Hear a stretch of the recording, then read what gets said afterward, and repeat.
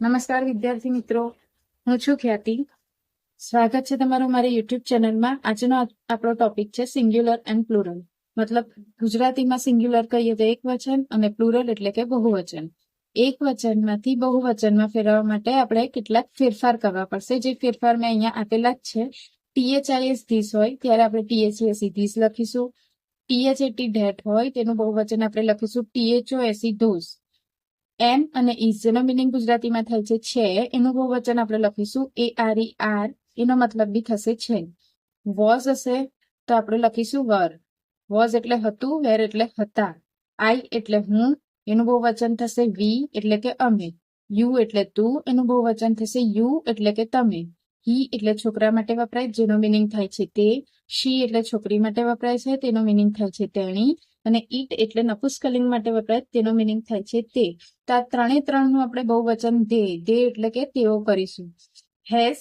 હેઝનું બહુવચન તો ના કહી શકીએ, પણ એક વચનમાંથી બહુવચનમાં ફેરફાર કરવા માટે આપણે હેઝની જગ્યા પર હેવ લખીશું.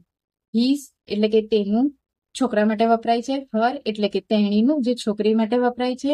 ઇટ્સ એટલે કે તેનું, કે નપુંસકલિંગ માટે વપરાય છે. એ ત્રણનું બહુવચન THEIR ધેર થશે.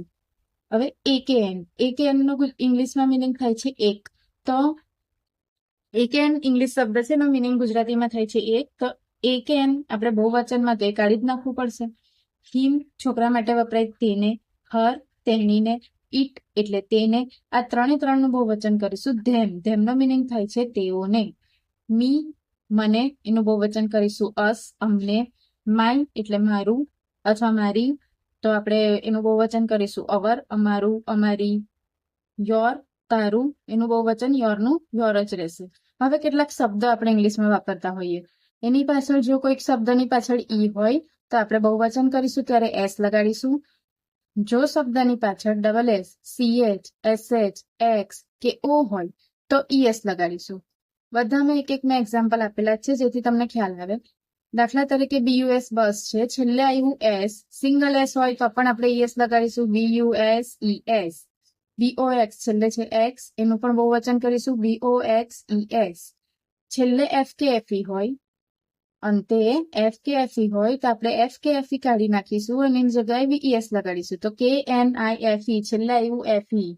WIFE FE આવ્યું છેલ્લે, તો KNI આપણે લખીશું, FE કાઢી નાખ્યું અને એનું થઈ ગયું VES. WIFE છે એમાં FE કાઢી નાખ્યું, WIVES. આવી રીતના આપણે ચેન્જીસ કરીશું. હવે સ્વરને જનરલી તમને ખબર જ હશે, AEIOU આ 5 સ્વર કહેવાય. સ્વર પ્લસ વાય હશે, મતલબ કે દેખો BOY, તો સ્વર વત્તા વાય છે તો આપણે ખાલી એસ લગાડીશું BOYS. હવે જ્યારે શબ્દમાં વ્યંજન વત્તા વાય હોય, વ્યંજન કોને કહેવાય? AEIOU સિવાયના અક્ષર હોય, મતલબ કે STORY, તો આ થઈ ગયું વ્યંજન. તો વ્યંજન વત્તા વાય હોય ત્યારે વાય નીકળી જશે અને વાયની જગ્યાએ આપણે લખી દઈશું IES. તો STORY, વાય કાઢી નાખ્યું, વાયની જગ્યાએ STOR એમનું એમ, વાયની જગ્યાએ IES. અમુક વચન એવી રીતના હોય છે કે જે અનિયમિત રીતે બનતા હોય, તે તમારે યાદ જ રાખવા પડશે, એનો કોઈ નિયમ નથી. મેન હશે તો MEN થઈ જશે. વુમન WOMAN છે તો WOMEN થશે. TOOTH ટૂથ એટલે દાંત, તો TOOTH થશે. FOOT એટલે પગ, FWT ફીટ થશે. MOUSE માઉસ, એનું થશે MICE માઇસ. CHILD ચાઇલ્ડ, એનું થશે CHILDREN ચિલ્ડ્રન. અને GWSE ગૂઝ, ગૂઝ, એનું બહુવચન થશે GWSE ગીઝ. અમુક એક વચન અને બહુવચનના રૂપો સેમ જ હોય. દાખલા તરીકે શીપ નું શીપ જ રહેશે, ફિશનું બહુવચન ફિશ જ રહેશે. અમુક એવા શબ્દ હોય છે કે જે બહુવચનમાં જ વપરાય છે.